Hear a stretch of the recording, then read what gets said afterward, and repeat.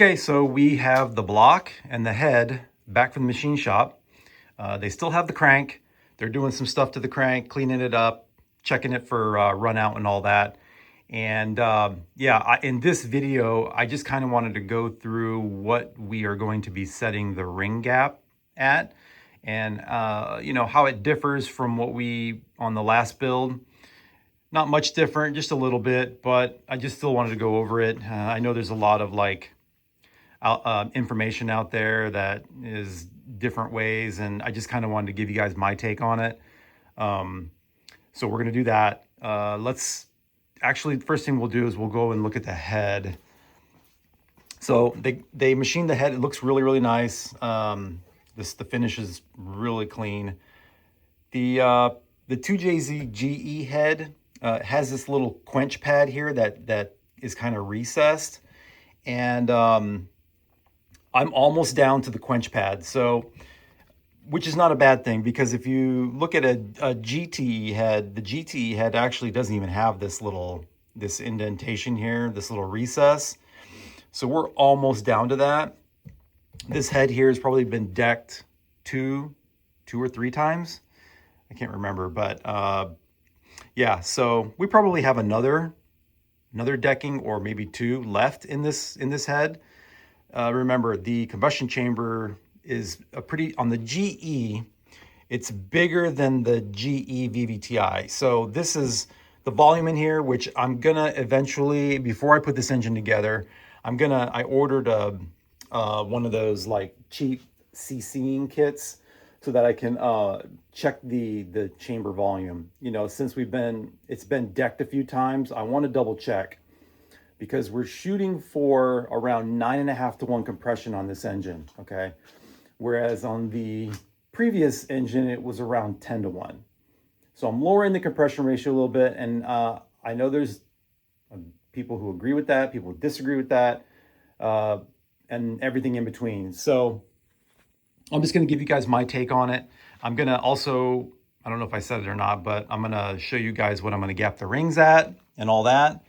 So I don't know, maybe in a later video we'll CC the chambers and see what the volume of the chamber is. I know what the volume of the pistons are because I have it on the card here. And Summit has a nice calculator on there for calculating your compression ratio. So, and then also I need to put the crank and pistons in and make sure I'm at zero deck. I might be slightly below zero deck, just for my preliminary measurements. I had the machine shop try to get it as close to stock as possible, and if anything, error on the high side, so that I have more rebuilds in the block itself too, okay? But anyway, first thing I did was, the first thing you want to do before you even start fitting things or, doing your ring fitting or bearing fitting or any of that stuff is check all the threads in your block, okay? Stock block, dart block, any block. Check your threads before you start assembling things and checking all your bearing clearances and all that, because I found, so these are the ARP 625 head studs these are actually specific for the dart block. If you look at here's the part number right here, I'll show you.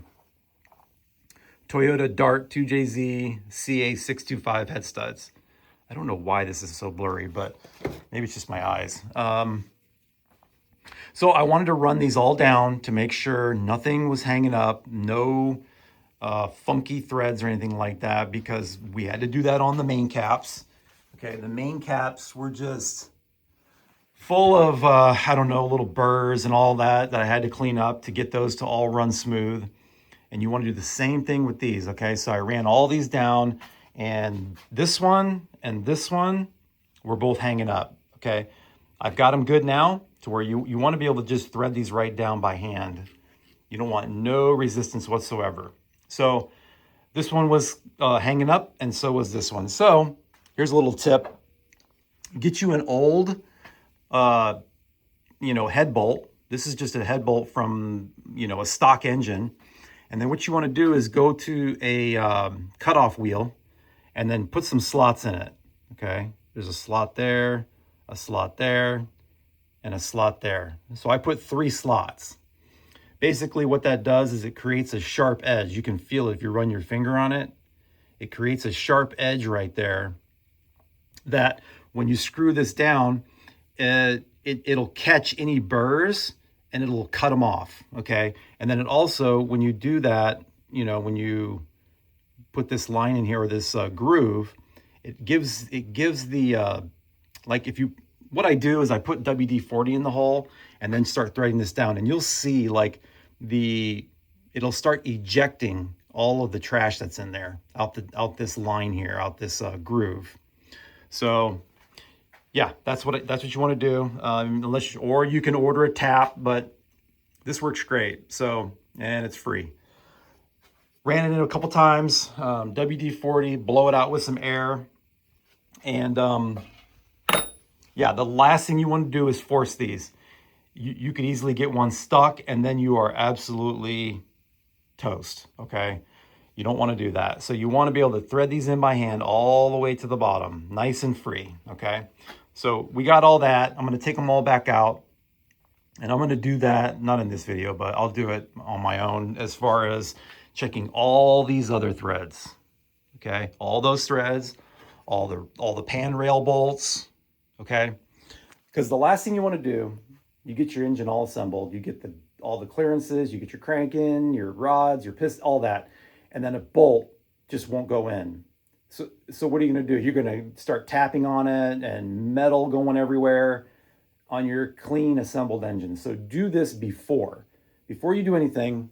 Check all your threads, all your bolt holes, okay? Even on the bell housing. Although these aren't as big of a deal, if there was an issue, you're not going to be really getting metal into your engine or anything like that. I mean, maybe, but definitely check everything, okay? So as far as ring gap goes, okay. Diamond Pistons and Wiseco, they give you 2 different kind of ideas on as far as, well, I don't know, it's actually not Diamond Piston. It's actually the, it's Total Seal, the piston ring manufacturer, okay? Total Seal, and I'm not sure who makes Wiseco piston rings, probably a generic manufacturer, but Wiseco, their ring gaps are, the way they want you to calculate it is it comes out to a smaller gap than the Total Seal. So the Total Seal, basically what you do is you measure your bore, which our bore, let's see here. Yeah, they give you this chart here. Hopefully you can see that. If not, I'll just read it to you. But they want it, basically what you want to do is, you know, go over here and look at what you're going to be doing with the engine. And I'm choosing high boost, 30 pounds of or higher on E85. So it's bore times 0.008. Okay, so if you do bore times 0.008, and our bore, this is our bore right here, and my machinist, those guys are good because they nailed it. I checked all the bores and they really nailed this size here. 3.3858. Okay, so let's grab a calculator and we're gonna run those numbers and let's see what it comes out to. All right, so we're gonna do 3.385, and then you're gonna times that by 0.008. So basically what it's telling me is it wants me to run a 27 thou ring gap, okay? To me, that seems a little excessive. And the one thing, I've done a lot of research on this, and the one thing you want to remember is that it's not boost pressure or anything like that, or horsepower, that will make a ring gap close up. It's heat, okay? Heat is what makes the ring gap close up. So I don't know, like if you were drifting this, or if you were seeing really high intake air temps, maybe you would want to go with that 27 thou ring gap. High boost, you know, they're giving you these numbers based on like the worst case scenario. Well, My intake air temps, I never let it get above where it is on the starting line. So I start at like, I'm just going to throw these numbers out there. I'm not 100% sure if this is correct, but I start out at like 31 degrees Celsius and end at the end of the track, it's at 32 degrees Celsius. And that's with this big intercooler right here. Okay. This is like a 6-inch vibrant intercooler. So I never see very high intake temps. You know, we're running 5 seconds in the 8th mile. I'm not road racing this, and I'm not running quarter mile. I'm not drifting it. So this thing is not going to see the heat that another application would. Okay. So this gap to me is excessive. Okay. And I'm not going to run that. So what I am going to run is I'm going to go down to 25. That's the ring gap we're going to run, 25 thou. And I'm going to run the second ring at 25 thou as well, because these rings, these total seal rings, they call for both rings to be the same. Okay, so you can see 0.008 on the top ring and 0.008 on the second ring. And then it gives you oil rail too. But so basically these rings are supposed to be the same top and bottom. Now, Wiseco, they pretty much would have you go a little bigger on the second ring. I guess that, you know, helps relieve pressure between the rings. And so you don't get ring flutter or whatever. But I'm just going to go off of what their package says, okay? So, and if you ran that 27 thou ring gap, it really wouldn't, the only thing you would notice is more crankcase pressure, just a little bit. As long as you have good valve covers with a good, you know, evacuation system, a nice big breather tank, I don't think you're going to see a horsepower difference. You're just going to see a little more crankcase pressure, okay?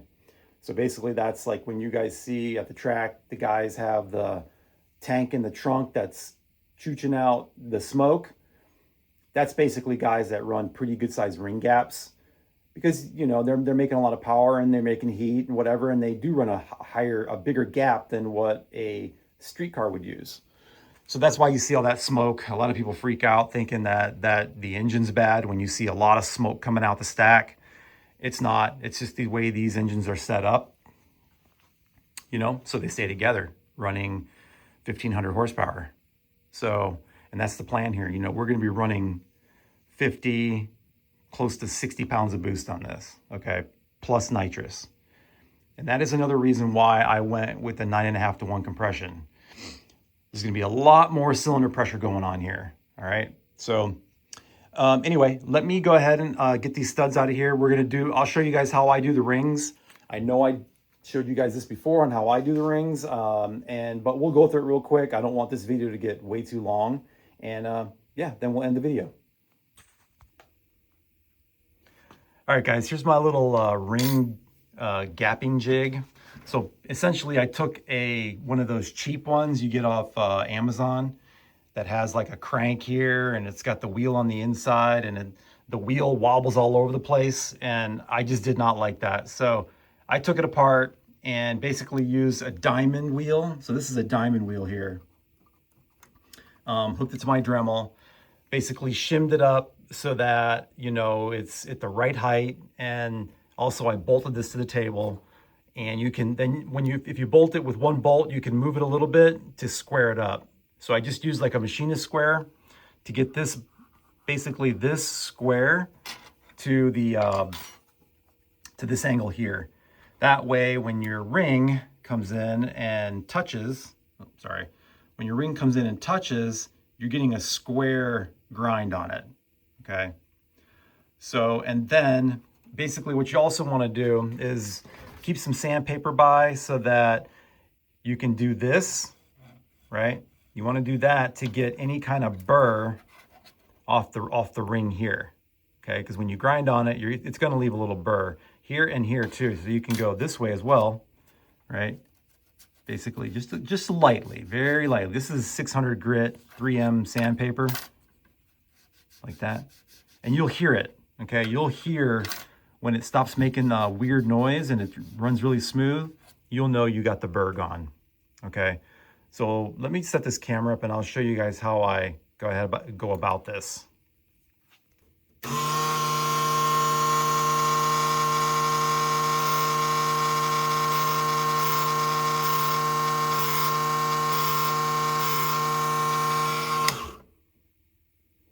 right, so then you're gonna feel, you can feel a little burr there. I can feel it there too. So basically go over to your sandpaper, kind of hit it like this, get that burr off, hit it on the, like that. You're just barely doing this, guys, just to get that little bit of metal burr off so you're not scratching up your cylinders, okay? Feels really good. Now let's take it over to the block. See what we came up with here. I've already done this a few times, so I'm kind of creeping up on the 25 thou. So on these rings also, you know, there's like a bevel here. That bevel goes up. It's for the gas ports to push on these rings, and that's just the way they work. So I just use an old piston to square it up, take it down to first ring land, or the second ring land there, square it up.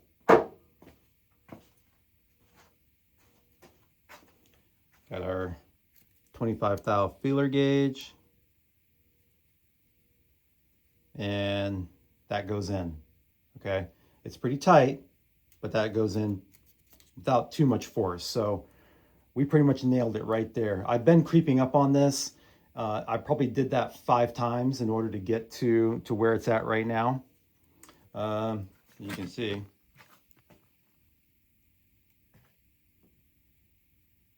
Okay, so yeah, that means that this ring is done, and you want to make sure, guys, that what I do is, so this is obviously, this is cylinder number 1.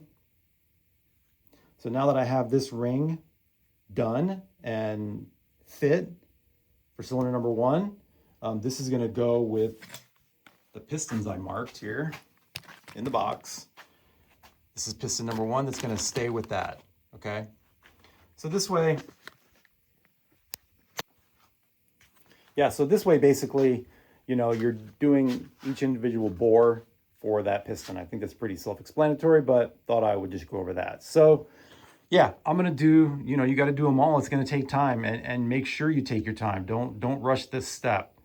Really creep up on it, because you can overshoot, you know, and then you got to go buy rings. So yeah. Anyway, guys, hopefully this video is not getting too long, but I just want to keep sharing the build progress on this, and you know, hopefully you guys learn something, and you know, help you with your build. So anyway, that's gonna do it. Check y'all later.